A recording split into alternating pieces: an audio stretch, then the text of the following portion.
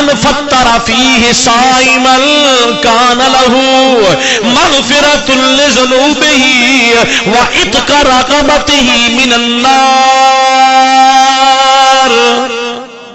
میرے آقا نے فرمایا جڑا بندہ ماہ سیام دے اندر ایک روزے دار دی افطاری کراندا ہے، روزے دار دا روزہ کھلواندا ہے، روزے دار دی افطاری کراندا ہے، فرمایا اللہ نو کی انعام عطا کردا ہے، اون دے گناہ معاف کر دیندا ہے، اون دے گناہ کان لہو اس طرح جاندا ہے مغفرۃ لذنوبہ، اون دے گناہ اللہ بخش دیندا ہے.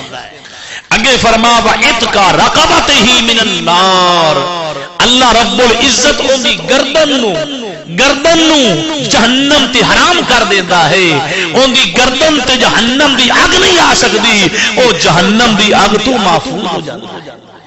جڑا بندہ ایک روزے دار دا روزہ کھلواندا ہے، اگے فرمایا میرے آقا نے اے نہ سمجھنا کہ جڑا روزہ دار روزہ افطار کرا رہے ہیں ان دے روزے وچ کم و پیشی ہو جائے گی ثواب دی، فرمانا نا نا اللہ دی رحمت بڑی وسیع ہے، ان دے روزے دے وچ بھی کوئی فرق نہیں آئے گا.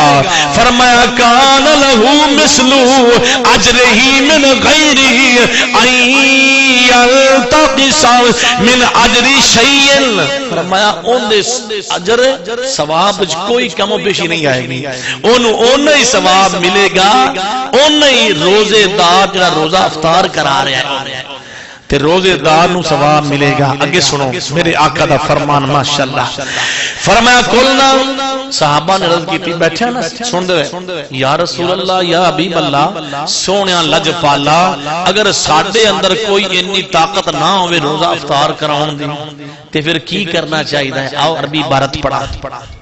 میرے آقا دے بارگاہ میں صحابہ نے عرض کی تھی قلنا یا رسول اللہ صلی اللہ علیہ وسلم لیس کننا ناجد ملت فطر بہی صائم. عرض کی تھی سونیا کسی روزے دار نو اسی روزہ نہ افطار کرا سکیے، ساڑھے اندر طاقت نہیں ہے. صحابی کھڑا ہو گیا نا، ایک صحابی کھڑا ہو گیا یا رسول اللہ رو پیا میرے اندر تو طاقت نہیں ہے سونیا روزہ افطار کراؤں دی. اکھاں وچوں آنسو آ گئے. کریم آقا دے دیوانے ہو جوم جاؤ میرے آقا سلم دا فرمان سن کے. فرما میرے صحابہ تسی پریشان نہ ہو نہ رو.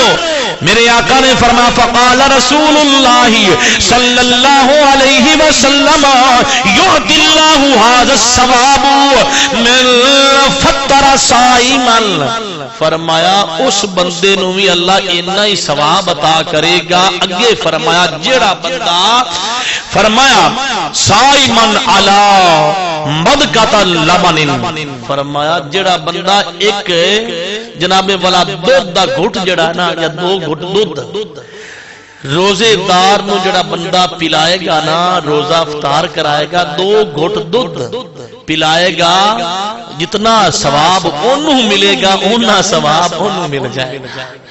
جنہ ثواب روزے دار نو آئی افطار کراؤن دا اونا ثواب روزہ کھلواؤن والے نو بھی بولو یار اونا مل جائے گا. میرے آقا نے اگے فرمایا اگر صحابہ نے سونے اگر دودھ نہ ہوئے تو کسے کو لیاری نہیں بھی ہوندی. سونے وہ وقت بھی ہوندہ ہے واہ سونے محبوبہ سخی دے در تے دیوانے کس طرح ازاں کر دے. سونے وہ وقت بھی ہوندہ ہے دودھ نہیں بھی کسے کو ہوندہ تے پھر کی کیتا جائے. میرے آقا نے فرمایا پریشان نہ ہو وہ. حضور نے فرمایا او